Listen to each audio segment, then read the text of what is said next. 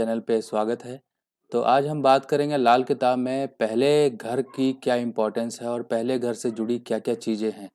तो आज की इस पोस्ट में हम पूरा ब्रीफली इलैबोरेट करेंगे कि लाल किताब में फर्स्ट हाउस को क्या दर्जा दिया गया है और लाल किताब में फर्स्ट हाउस को किन-किन चीज़ों के लिए, किन-किन बातों के लिए देखा जाता है कि फर्स्ट हाउस की इम्पोर्टेंस क्या है। तो देखो दोस्तों कि फर्स्ट हाउस जो है ये सूरज का घर है। सूरज का घर यानी कि सूरज के लिए यहाँ पे इम्पोर्टेंस दी गई है। सूरज का घर इसे कहा गया है। यह घर जो है धन के लिए है। खुद जाति जो इंसान पैदा करता है, जो धन इंसान ने पैदा किया खुद ही जाति तौर पे जो इंसान ने पैदा किया है उसके लिए है। सवारियों के लिए है, जैसे कि मोटर गाड़ियाँ होती हैं, पूरब दिशा के लिए होता है। ठीक है। और अगर किसी इंसान की हेल्थ की इश्यूज़ हैं तो ये ताकत जो इंसान की एक शारीरिक ताकत है उसको भी दर्शाता है। यानी कि जो इंसान एक क्या उसकी बॉडी स्ट्रक्चर है, इंटरनल बॉडी स्ट्रक्चर, ठीक है। बाहर का तो ये दर्शाएगा ही कि उसका फिजिकल अपीयरेंस कैसा होगा, जो भी कुछ है, पर एक अंदर से इंसान कैसा मजबूत है, कितना मजबूत है, वो लगन से ही पता लगता है। यानी कि खाना नंबर 1 से इंसान को कितनी भूख लगती है वो फर्स्ट हाउस से पता लगेगा। इंसान के जो शरीर के अंदर जो स्वभाव है उसका पता लगेगा। रूप रंग की जैसे हमने बात की कि रूप रंग क्या है वो लगन से ही डिसाइड होगा। कोई अंग जो हैं, जिस्म के जो अंग हैं वो पता लगेंगे। अब इंसान ने अगर कोई खुद से मकान बनाया है तो वो भी फर्स्ट हाउस से ही पता लगेगा, पहले घर से ही पता लगेगा। देखिए दोस्तों, जो लाल किताब है उसमें सीधे के सीधे जो है इंग्लिश के कोई वर्ड्स नहीं है, क्योंकि ये उर्दू में लिखी गई थी। तो हम यहाँ पे हम हिंदी को ही लेके चलेंगे। यानी कि जैसे कि पहले घर को यहाँ पे खाना नंबर, खाना यानी कि हाउस, खाना यहाँ पे बोला गया है लाल किताब में। तो खाना नंबर 1 की ही बात चल रही है। जो 4 दीवारी वाली ज़मीनें होती हैं वो खाना नंबर 1 से देखी जाती हैं, ठीक है। और नाम, इज्जत, हैसियत इंसान की क्या होगी वो हम पहले नंबर थे खाना नंबर 1 से ही देखेंगे। दुनियावी ताल्लुकदार जो लोग हैं वो पहले घर से देखे जाएंगे। राज दरबार में क्या उसकी स्थिति है, यानी कि बाहर जो है हायर अथॉरिटीज से, इन लोगों से उनका क्या है, उसका खुद का रुतबा क्या है, जो इंसान कमाई करता है, जो इंसान का पेशा है, और जो उसकी जवानी है, मौजूदा वक्त, जो उसका मान सम्मान है, उसकी आत्मा है और उसका गुस्सा, ये सब खाना नंबर 1 से देखे जाते हैं। अब अंदरूनी गुणों में भी पहले घर को अहमियत दी गई है। पुरानी रस्मों और रिवाजों की पसंदीदा पसंदीदगी जो होती है और उपकार जो होते हैं वो भी पहले घर से देखे जाते हैं। जानवरों में मवेशी जो झिल्ली या जेर से पैदा होते हैं, जैसे कि झिल्ली या जेर से पैदा उत्पन्न होने वाले जानवर, जैसे कि आपके मवेशी लोग हो गए या सीधे सींगों वाले मवेशी हो गए, ये लोग पहले घर से देखे जाते हैं। लाल किताब में ये जो खाना है, पहला खाना, ये लंबी उम्र का भी है, शिक्षा का भी है और अकल का भी है। मंगल इस घर का मालिक है। देखिए, मंगल इस घर का मालिक है पर यह सूरज का घर है, ठीक है। यहाँ पे यानी कि दोनों ग्रहों का असर हम लेंगे। यानी कि अगर मंगल की स्थिति देखनी है तब भी हम पहले घर को देखेंगे, और अगर हमने सूर्य को देखना है तब भी हमने पहले घर को जरूर देखना है। यानी कि सूर्य और मंगल, इन दोनों का असर पहले घर पे लाजमी बहुत अच्छे रिजल्ट देगा। अब ये घर शिक्षा और अकल का भी है। इस घर में मंगल जो है मालिक है, ठीक है, पर कारक सूरज है। सूरज यहाँ मनुष्य की जो है आत्मा है, ठीक है, वही जिस्म की ताकत है, क्योंकि सूरज की जो किरणें हैं वही हर एक चीज को एक जो है ताकत प्रदान करती है। यानी कि सूर्य की किरणों से ही देखिए वनस्पतियां उगती हैं, पौधे अंकुरित होते हैं, बीज अंकुरित होते हैं। यानी कि वहीं से एक लाइफ का जो है सोर्स माना गया है सूर्य की किरणों से। पहले घर में जो, जैसे कि हमने बताया कि यहाँ से प्रकृति और जो प्रकृति का झगड़ा, यानी कि रूह और माया का झगड़ा, वो यहाँ से देखा जाता है कि इंसान की रूह जो है किस लिए जद्दोजहद करेगी इस दुनिया में आकर, ये देखा जाता है। सब कुछ इस बात पे निर्भर करता है कि जो है पहला यानी कि लगन जो है कितना शक्तिशाली है। अगर ये कमज़ोर है तो असफलताएं मिलेंगी, उपलब्धियों में कहीं ना कहीं परेशानियां आएंगी। यही जो है लगन की एक बड़ी महत्वता है। तो यहाँ से जातक के किए गए उपकार का जो जो इंसान उपकार करता है उनका 25% तक पता लगता है। ठीक है, बाकी जो है उपकारों का और जो उसकी भाग्य का वो हमने 5वें और 9वें घर को जरूर लेना है, पर यहाँ से हम 25% उसके बारे में पता लगा सकते हैं। यानी कि यहाँ से इसके अलावा जाति हैसियत, उसकी खुद की हैसियत क्या है, उसका अपना बनाया घर, उसकी अपनी कमाई, आत्मा वगैरह देखे जाते हैं। ठीक है, पहला घर राज दरबार से ताल्लुक भी रखता है। खाकी रंग, खाकी रंग का भी इससे ताल्लुक है। क्यों? क्योंकि यहाँ पे सूर्य का जो है, सूर्य का यहाँ पे प्रभाव है, इसलिए खाकी रंग का भी यहाँ पे जो है हमने यहाँ से कंसिडर किया जाता है। पुराने रिवाज, सफ़र में काम आने वाली चीज़ें जो भी हैं उनके बारे में ये बताता है। पहला घर राजा का तख्त है और 7वां उसका आधार है। ठीक है, यह सूरज का पक्का घर है और यहाँ सूरज ग्रह फल का है। अब देखिए ग्रह फल का है तो यानी कि जो ग्रह जो होते हैं किसी उच्च नीच राशि में होते हैं तो वो ग्रह फल के कहलाए जाते हैं। ठीक है, अब जो है ग्रह फल का जो ग्रह होगा, यानी कि देखिए जब कोई ग्रह अपनी उच्च या नीच राशि या अपने पक्के घर में होगा तो वो जो ग्रह होगा वो ग्रह फल का कहलाएगा, उसका कोई उपाय नहीं हो सकता। तो यही एक ग्रह फल का यहाँ पे ग्रह फल और राशि फल का जो है कंसेप्ट है। अब इसके अलावा अगर पहला घर जो है जो तख्त है राजा का, तो 7वां घर अगर खाली हो तो 7वां घर सोया ही हम मानेंगे। पर वो जागेगा कैसे? जागेगा तब जब 7वां घर यानी कि शादी होगी तो शादी के बाद जाग जाएगा, तो पहले और 7वें घर का जो आपस में कनेक्शन बन जाएगा। इस तरीके से 7वां घर जागता है।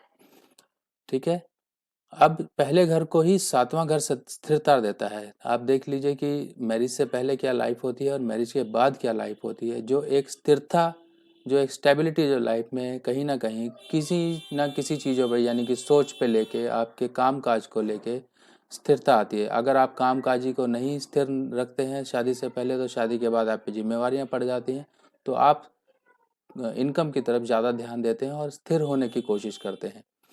यहाँ सूरज और शनिचर जो होते हैं 1 और 7 में कभी नहीं लड़ते। ठीक है, यहाँ उच्च और नीच गिने जाते हैं। क्यों? क्योंकि सूर्य की जो पहली राशि होती है एरिस, यहाँ पे सूर्य उच्च का माना गया है और साथ में जो है तुला राशि शनि के लिए, वहाँ पे शनि उच्च के माने गए। तो पहला और 7वां यानी कि जब दोनों ही आपस में उच्च हो गए और पहला और 7वां दोनों आपस को सपोर्ट कर रहे हैं, तो सूर्य और शनि भी आपस में एक साथ आने पर कभी भी लड़ाई नहीं करते। ठीक है, तो इन तरीकों से कभी भी नुकसान नहीं होता। अब हमने पहला घर के बारे में समझ लिया, पर पहले घर का कनेक्शन जो है 8वें घर से भी है। क्यों? क्यों? 8वां घर इसकी आंखें हैं। ठीक है, अगर हमने पूरे तन को बात किया तो पहले घर से हमने देखा कि तन है, 8वां इसकी आंखें हैं और 11 इसकी टांगे हैं। यानी कि इंसान की हमने आंखें 8वें और 11वें और पहले, यानी कि ये पहला 8वां और 11वें का बहुत कनेक्शन है। अगर पहले घर में एक ग्रह हो और 7वें में ज़्यादा हो तो राजा के कई वजीर होंगे।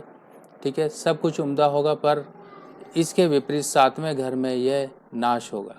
मिसाल के तौर पर आप समझ लीजिए कि अगर बृहस्पति, चंद्र, राहु, बुध पहले घर में हैं और केतु 7वें में है, तो नर औलाद के लिए ये मुश्किलें पैदा करता है। नर औलाद यानी कि बेटा जो है उसके लिए मुश्किलें पैदा करता है और उसके ऊपर मुश्किलें आएंगी, यानी कि हो सकता है शारीरिक परेशानी हो या नर औलाद होके एक्सपायर हो जाती हो।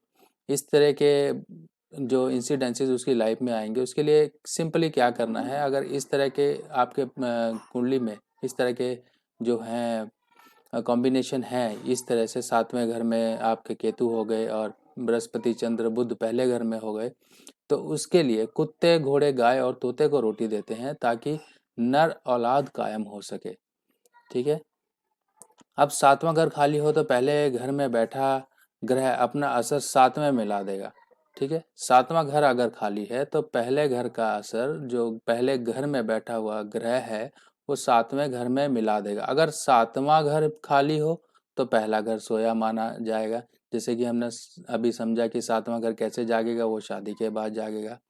ठीक है, तो लगन भी अगर खाली हो, आप समझिए लगन भी अगर खाली हो तो लगन भी बेअसर और कमज़ोर माना जाएगा। तो इसीलिए लगन में भी अच्छे ग्रहों का और अच्छे प्लैनेट का होना बहुत ज़रूरी है। अगर पहले घर में 2 या 2 से ज़्यादा ग्रह हैं तो फैसला शुक्र के हाथ में होगा, यानी कि तब फैसला जो है शुक्र करेगा कि शुक्र कैसा है कुंडली में। अगर शुक्र अच्छा है तो लगन भी अच्छा कहलाया जाएगा। दूसरे शब्दों में अगर हम बात करें, अगर लगन में 2 या 2 से ज़्यादा ग्रह हों और शुक्र को महत्वता दिया जाता है, शुक्र जो कि दूसरे घर का स्वामी है और दूसरा घर धर्म स्थान या इबादत करने की जगह है, इसलिए कुदरती है कि हमारे अथवा या बुरे कर्मों पर ही आत्मा की प्रगति निर्भर है। अब पहले घर में अगर हमने कोई चीज़ स्थापित करनी है, देखिए पहला घर लगन जो है वो माना गया है। अगर हमें पहले घर में किसी प्लेनेट का असर लेना है, मान लीजिए जहाँ पर सूर्य, बृहस्पति, मंगल ये ग्रह अच्छे असर देते हैं, अगर हम इनसे संबंधित चीज़ें अगर हम गले में डालेंगे तो वो पहले घर में स्थापित होंगी। ठीक है, पहले घर में जब वो स्थापित होंगी तो हमें उन चीज़ों से संबंधित पहले घर का असर मिलेगा। जैसे कि अगर हम सोने की चेन गले में डालते हैं तो हमने बृहस्पति कारक वस्तु को हमने पहले घर में पहुंचा दिया, जिस वजह से पहले घर का असर मिलेगा। नमस्कार दोस्तों, आज हम खाना नंबर 2 लाल किताब में क्या इंपॉर्टेंस है इसके बारे में आज हम पूरी जानकारी लेंगे। देखिए दोस्तों, खाना नंबर 2 जो है लाल किताब में बृहस्पति का पक्का घर माना गया है। ये धर्म स्थान और इबादत की भी जगह मानी गई है। ये जो है इंसान की फाइनेंशियल स्टेबिलिटी और इंसान जीवन में किस तरह से अपनी जो है लाइफ को गुजारेगा फाइनेंस को लेके, यानी कि अगर उसके जीवन में फाइनेंस होगा तो कितना होगा, क्या उसकी स्टेबिलिटी रहेगी, क्या इनकम रहेगी, वो सारा जो है हम खाना नंबर 2 से ही देखते हैं। खाना नंबर 2 में अगर मान लो अच्छे ग्रह हों, यानी कि बृहस्पति के दोस्त हों जैसे सूरज, चंद्र, मंगल, तो ये जो है खाना नंबर 2 उत्तम ग्रह घर कहलाएगा, क्योंकि उस समय जो है खाना नंबर 2 को सपोर्ट करने के लिए उसके मित्र ग्रह वहाँ पे मौजूद होंगे। खाना नंबर 2 से इंसान की खुराक भी देखी जाती है कि इंसान कैसी खुराक लेता है, इंसान की जिस्मानी ताकत देखी जाती है, इंसान जो है उसके रिश्तेदार, उसके ताल्लुकदार, उसके जो हैं जैसे कि माता का भी इसके बारे में देखा जाता है, उसकी बुआ, मौसी और रिश्तेदार इस तरह से देखे जाते हैं। अगर खाना नंबर 2 जो है उत्तम है, यानी कि उत्तम इन द सेंस खाना नंबर 2 का जो पक्का ग्रह है जो बृहस्पति अगर कुंडली में अच्छे स्थानों में बैठा हुआ है, अच्छे घरों में बैठा हुआ है, अच्छे घरों से दृष्टि पा रहा है, तो खाना नंबर 2 उत्तम कहलाएगा। खाना नंबर 2 जो है इंसान की कमाई का भी इंडिकेशन देता है, इंसान कैसे कमाई करेगा, तो उसका कनेक्शन खाना नंबर 10 से होता है। जब भी कोई ग्रह खाना नंबर 2 में आता है तो खाना नंबर 10 की एक्टिवेशन को वो इंडिकेट करता है। खाना नंबर 10 के हिसाब से जो वो कमाई करेगा वो खाना नंबर 2 में उसकी एक्यूमुलेट होगी, यानी कि एकत्रित होगी। तो खाना नंबर 2 में देखिए जब भी एक सिंपल इसमें कंसेप्ट है, खाना नंबर 2 अगर खाली है और तो खाना नंबर 2 एक अच्छे रिजल्ट देगा, और खाना नंबर 2 के साथ साथ खाना नंबर 9 भी खाली है तो ये और भी उत्तम कहलाया जाएगा।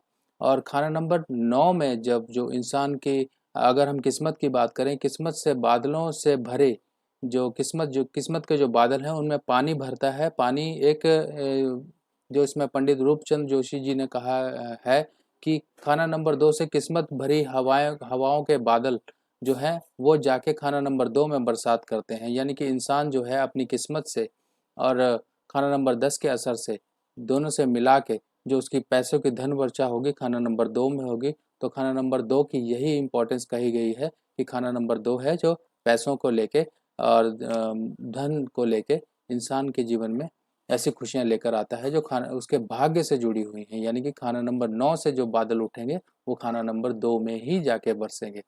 खाना नंबर अगर मान लीजिए खाना नंबर देखिए खाना नंबर 2 और 8 अगर मान लीजिए खाना नंबर 8 में कोई ग्रह खराब आता है तो खाना नंबर 2 का हाल जो है वो रद्दी होगा, यानी कि खाना नंबर 8 से जो है सीधी दृष्टि उसके दूसरे घर को जाएगी, खाना नंबर 2 को जाएगी, और खाना नंबर 2 जो है पैसे संबंधित जो है दिक्कतें देगा।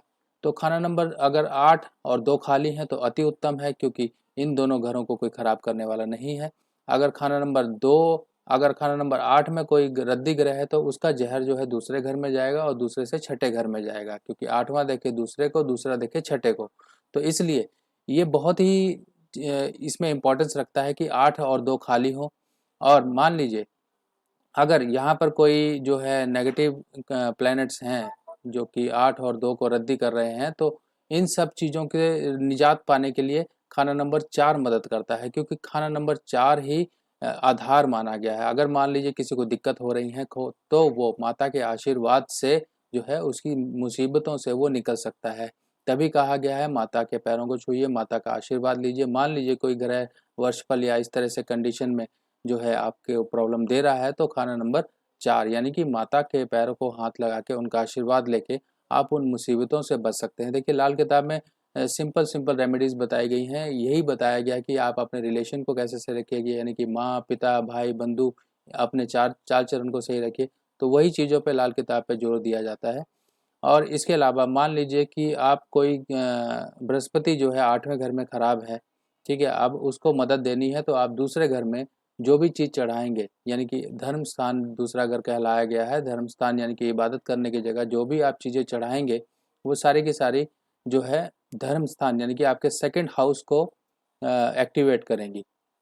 तो सेकंड हाउस में जब भी मान लीजिए बृहस्पति 8वें घर में प्रॉब्लम में है, तो आप सेकंड हाउस यानी कि धर्म स्थान में, यानी कि मंदिर, मस्जिद, गुरुद्वारा, चर्च, कहीं पर भी आप बृहस्पति संबंधी जो है मित्र ग्रह हैं, उनकी आप वस्तु चढ़ाएंगे तो जो है वो बृहस्पति को अच्छे पावर देगा और उसको एक नेगेटिविटी से निकालने का काम करेगा। यानी कि आपके सेकंड हाउस पे भी अच्छा इफेक्ट आएगा, आपके 8वें घर पे भी अच्छा इफेक्ट पहुंचेगा, क्योंकि जब मित्र दूसरे मित्र को सपोर्ट करता है तो मुसीबतों से वो निकाल लेता है।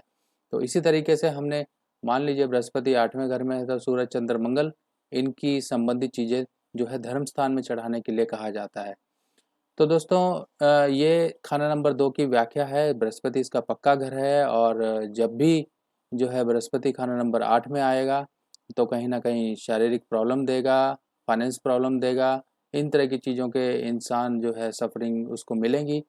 और इसके बाद अगर मान लीजिए आप जो है कोई रेमेडीज़ करना चाहते हैं, तो हमें इन चीज़ों का बहुत ध्यान रखना पड़ता है कि सेकंड हाउस में कोई उसका दुश्मन ग्रह ना हो। मान लीजिए अब इसके अलावा मैं एडिशनली आपको एक चीज़ और बता दूं कि सेकंड हाउस में राहु जब भी आता है तो वो चुप होता है, वो बृहस्पति के अधीन होता है, यानी कि धर्म स्थान में जाके जो है राहु जो है चुप हो जाता है। वो बृहस्पति की इशारों पे काम करेगा, जैसा बृहस्पति उसको चलाएगा तो वैसा ही राहु चलेगा। अब यहाँ पे देख लीजिए शनि और चंद्र 8वें घर में हैं और 8वें घर से ये सीधी दृष्टि दूसरे घर को दे रहे हैं, क्योंकि अगर मान लीजिए प्लेनेट एक होगा चंद्र या बृहस्पति या सूर्य, तो उनका जो है असर वहीं पर ही कैद हो जाएगा। पर यहाँ पर जब भी एक से ज़्यादा घर होंगे तो वो दूसरे घर को प्रभावित करेंगे ही करेंगे। तो यहाँ पे 8वां, दूसरा और 12वां देखिए किस तरीके से प्रभावित है। 12वें में बुध जो है नीच का माना जाता है, 8वें से दूसरे घर में सीधी दृष्टि जा रही है, उसके फाइनेंस, उसकी मदर, उसके हालात जो है यहाँ पर अफ्लिक्टेड हैं। बृहस्पति तीसरे घर में यहाँ पे नेगेटिव है, क्यों? क्योंकि ये जो है बुध के और मंगल के प्रभाव में है, ठीक है। यहाँ पर इसको जो है 11वें घर से सपोर्ट जरूर मिल रही है, जिस वजह से बचाव हो रहा है। और बृहस्पति का पक्का घर यानी कि अगर हम बात करें 5वें घर की बात करें तो यहाँ पर बृहस्पति का पक्का घर भी यहाँ पर राहु की वजह से खराब हो रहा है।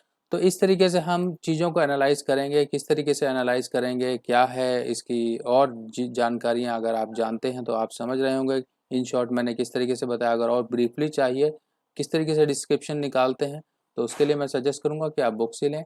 बाकी आप जुड़े रहिए, ऐसे ही मुझे सब्सक्राइब कीजिए और अपने कमेंट्स करते रहिए, ताकि मैं आने वाली पोस्ट में आपको और भी बेहतरीन जानकारी देता रहूं।